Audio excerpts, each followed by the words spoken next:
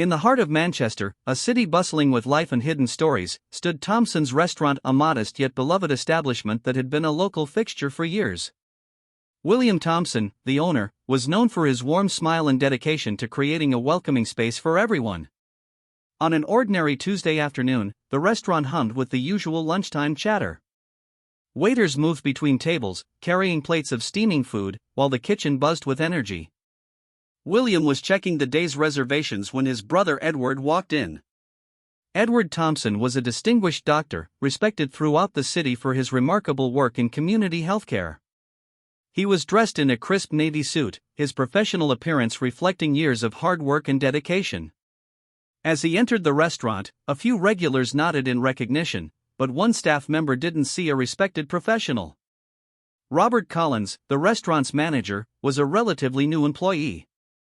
A young man in his early 30s, he had been working at Thompson's for just a few months. Something about Edward's presence immediately triggered a reaction in Robert. Without taking a moment to consider who Edward might be, he quickly approached him. "Excuse me," Robert said sharply, his voice cutting through the restaurant's ambient noise. "I'm afraid you can't be here." Edward looked surprised, his eyebrows raising slightly. "I beg your pardon?" Robert's tone became more aggressive. "This is a private establishment. I'll have to ask you to leave immediately." The restaurant fell silent. Customers stopped mid-conversation, forks suspended between plate and mouth. The tension was palpable, like an electric current running through the room. William, hearing the commotion, emerged from his office. He recognized the situation instantly, his brother being confronted simply because of the color of his skin. Years of subtle and not-so-subtle discrimination had prepared Edward for such moments, but William's heart raced with a mixture of anger and protective love. "Is there a problem here?" William asked, walking towards his brother and the manager. Robert, seemingly oblivious to the potential consequences of his actions, continued. "Sir, this gentleman does not belong here. I'm asking him to leave." Edward remained calm, a skill he had perfected through years of professional challenges. His posture was straight, his gaze steady, a testament to his inner strength and dignity. William's voice was firm but controlled. "Robert, this is my brother, Dr. Edward Thompson. He's a respected physician who has saved countless lives in this community." The color drained from Robert's face. The restaurant patrons watched in complete silence, some with looks of shock, others with growing understanding. Edward placed a gentle hand on William's shoulder, a gesture of family solidarity. "It's okay, William," he said softly. The moment became more than just a confrontation. It was a powerful illustration of prejudice, of snap judgments made without thought or consideration. Robert had seen a black man and immediately assumed he didn't belong, without considering his identity, his profession, or his humanity. William knew this was more than just an isolated incident. It was a reflection of deeper societal issues, of unconscious biases that continued to plague their community. But he also saw an opportunity, a chance to educate, to create understanding. The other restaurant staff looked uncomfortable, shifting their weight, avoiding direct eye contact. Some looked ashamed, others confused. The customers remained frozen, sensing they were witnessing something significant. Edward's dignified response spoke volumes. He hadn't become angry or confrontational. Instead, he stood as a living example of grace under pressure, of maintaining one's dignity in the face of unwarranted discrimination. William knew their next steps would be crucial. This wasn't just about confronting Robert's behavior, but about creating a pathway to understanding, to empathy, to genuine human connection. As the initial shock began to subside, the restaurant started to buzz again with quiet conversations. Whispers, looks of sympathy, and a growing sense that something important had just happened.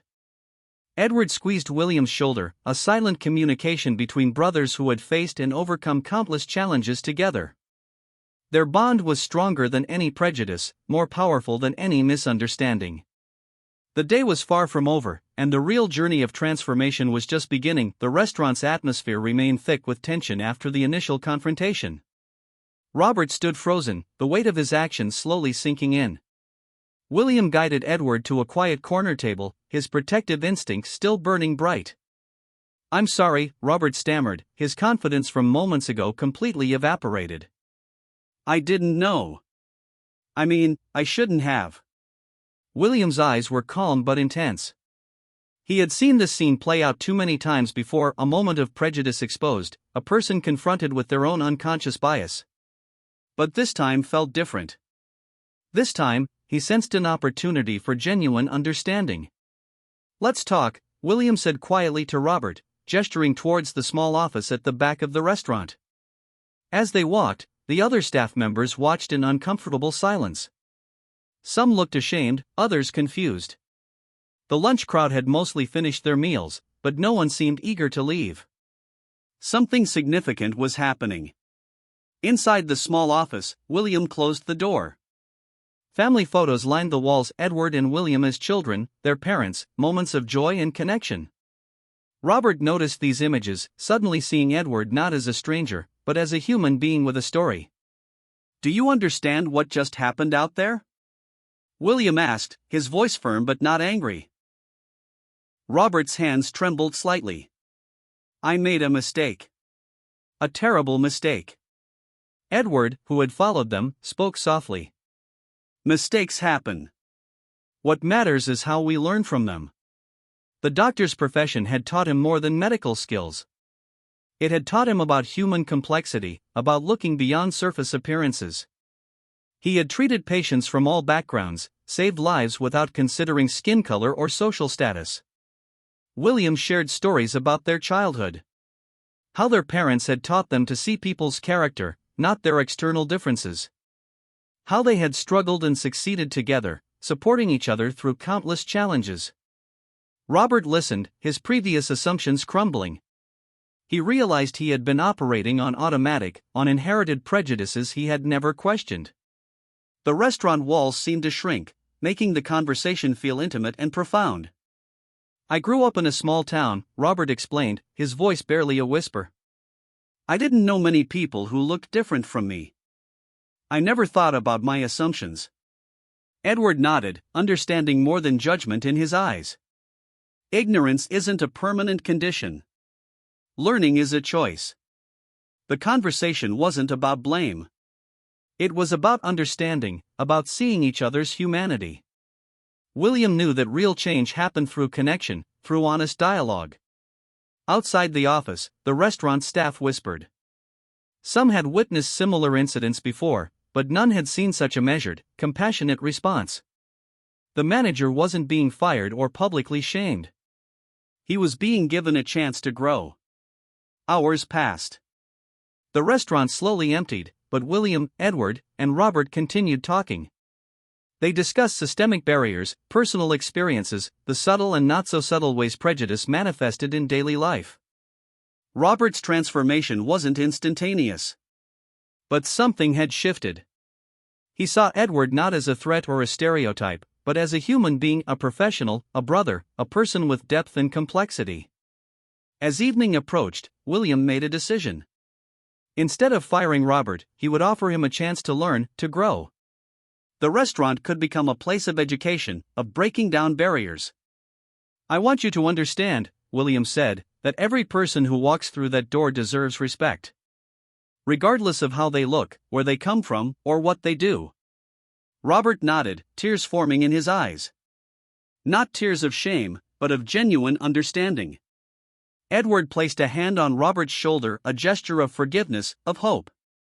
In that moment, something remarkable happened. Three men from different backgrounds found a common ground of human connection.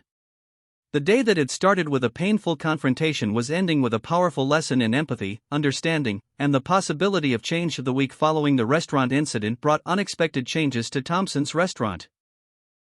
William implemented a series of workshops designed to address unconscious bias, with Robert becoming an unexpected participant and, eventually, an ally in this journey of understanding.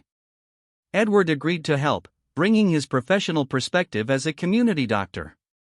He understood that real change happened through patient conversations, not aggressive confrontations. The first workshop was scheduled for a quiet Tuesday evening, after the restaurant closed. Local community leaders were invited, creating a diverse group of participants.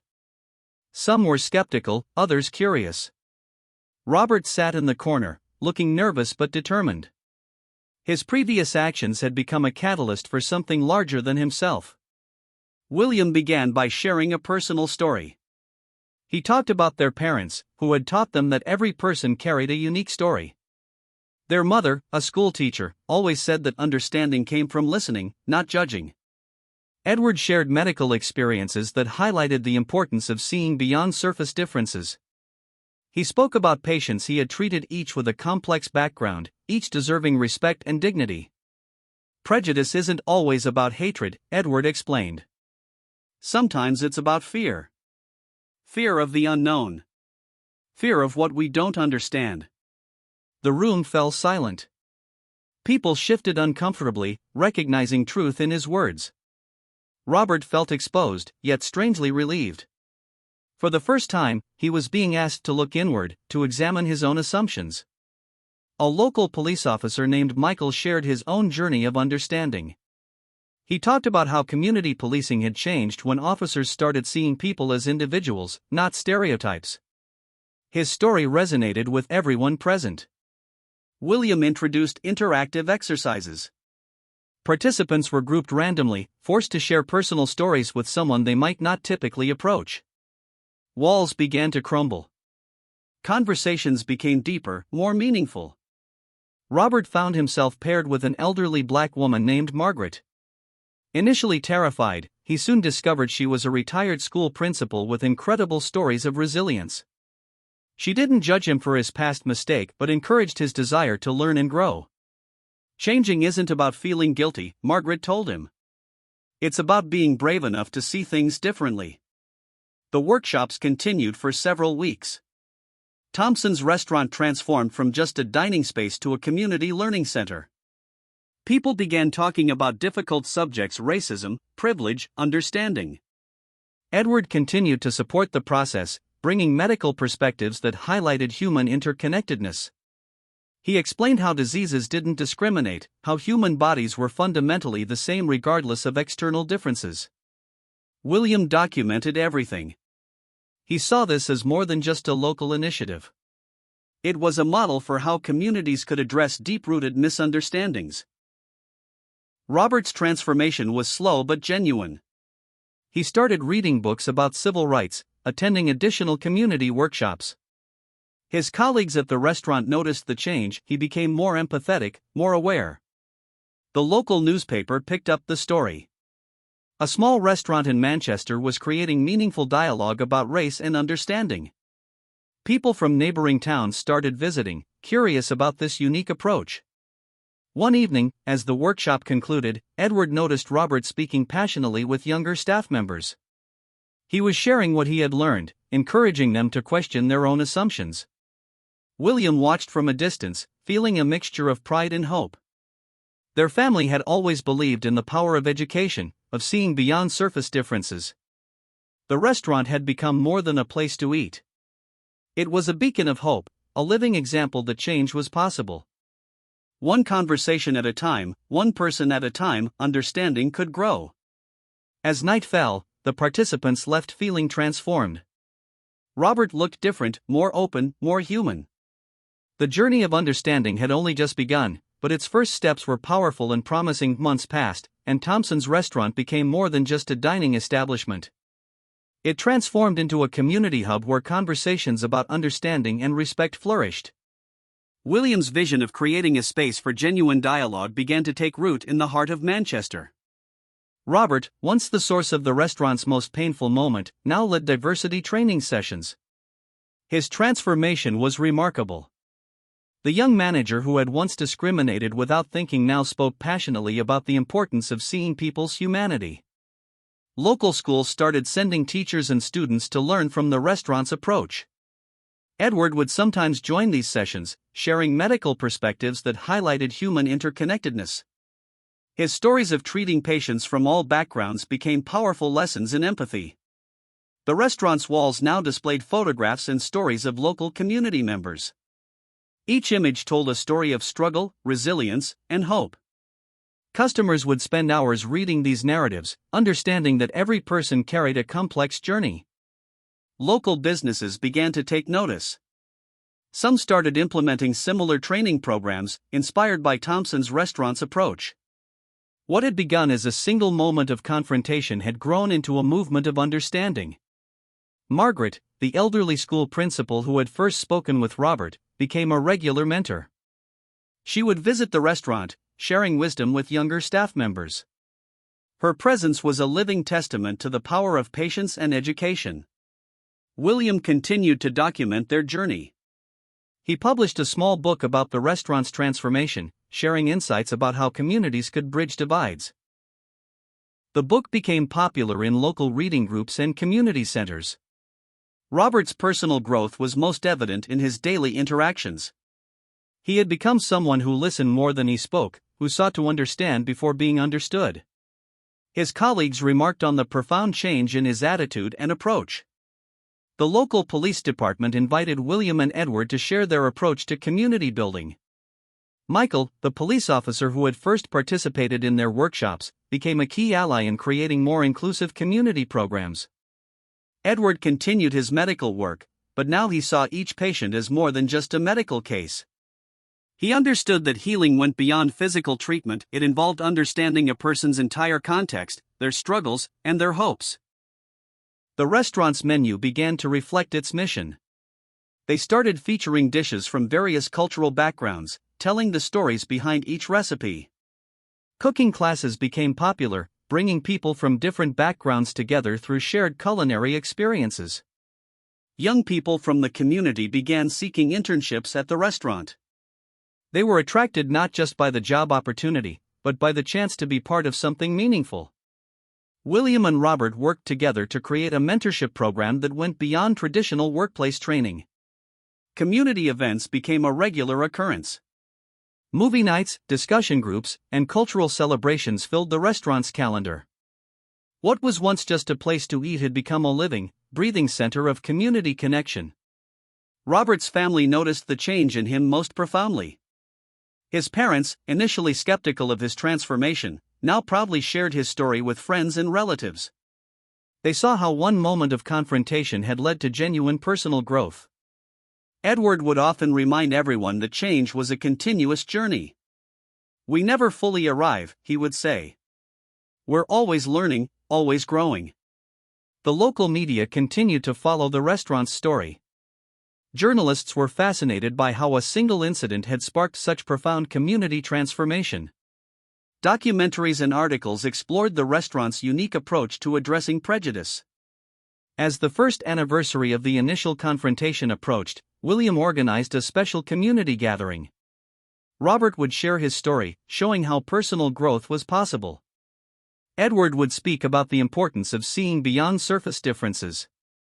The restaurant had become a symbol of hope. It proved that understanding could grow from the most unexpected moments. One conversation, one act of compassion at a time, communities could bridge their deepest divides. Night fell on Manchester, and inside Thompson's restaurant, the lights burned bright, a beacon of possibility, a testament to the power of human connection. A year had passed since the transformative day when Robert had mistakenly confronted Edward at Thompson's restaurant. The small Manchester establishment had become something extraordinary, a symbol of hope and understanding in a world often divided by misunderstandings. William watched as Robert led another community workshop, his confidence now genuine and warm. The young manager who once acted out of prejudice now spoke with wisdom and compassion. Local schools and businesses sent representatives to learn from their unique approach to healing community wounds. Edward continued his medical work, bringing the same principles of understanding to his healthcare practice. He saw each patient as a complete human being, not just a medical case. His approach inspired colleagues and patients alike, proving that empathy could be a powerful form of healing. The restaurant had transformed. Its walls now displayed stories of local community members, photographs and narratives that celebrated diversity and human connection. Customers would spend hours reading these stories, understanding that every person carried a unique journey. Margaret, the elderly school principal who had first helped Robert understand his unconscious bias, remained a close mentor. She would visit regularly, sharing wisdom and encouraging continued growth. Her presence reminded everyone that change was possible at any age. community events became a regular feature. Cultural celebrations, discussion groups, and storytelling nights filled the restaurant's calendar. What was once just a dining space now served as a living, breathing center of community connection. Local politicians and community leaders began to take notice. They saw Thompson's restaurant as a model for addressing deep-rooted social challenges. Delegations from other cities came to learn about their approach to building understanding. Robert's personal transformation continued to inspire. He had become someone who listened more than he spoke, who sought to understand before being understood. His colleagues and family marveled at his growth, seeing how one moment of confrontation had led to profound personal change. The restaurant's menu reflected its mission of connection. They featured dishes from various cultural backgrounds, telling the stories behind each recipe. Cooking classes brought people from different communities together, proving that food could be a powerful bridge. Edward often spoke about the importance of continuous learning. "We never completely arrive," he would tell workshop participants. "We're always growing, always understanding." William documented their journey, publishing articles and speaking at conferences. Their story showed that meaningful change could start with a single conversation, a moment of genuine listening and empathy. As the anniversary of their transformative day approached, the community prepared for a special celebration. Robert would share his story of personal growth, Edward would speak about understanding, and William would reflect on the power of compassion. The local media continued to follow their progress. Documentaries and news stories explored how a simple restaurant had become a beacon of hope. Journalists were fascinated by the profound impact of their approach to addressing prejudice. Young people from the community sought internships and mentorship at the restaurant. They were attracted not just by job opportunities, but by the chance to be part of something meaningful and transformative. One evening, as the restaurant prepared for its anniversary event, William looked around at the diverse group of people gathered. Colleagues, community members, friends, all brought together by a commitment to understanding. Robert approached William, his eyes filled with gratitude. "I never thought one moment could change everything," he said softly. William smiled, placing a hand on Robert's shoulder. "It's not about that one moment," he replied. "It's about what we choose to do after." Outside, the Manchester night was alive with possibility. Inside Thompson's restaurant, a community had found a new way of seeing each other with compassion, respect, and hope. The journey of understanding continued, one conversation at a time.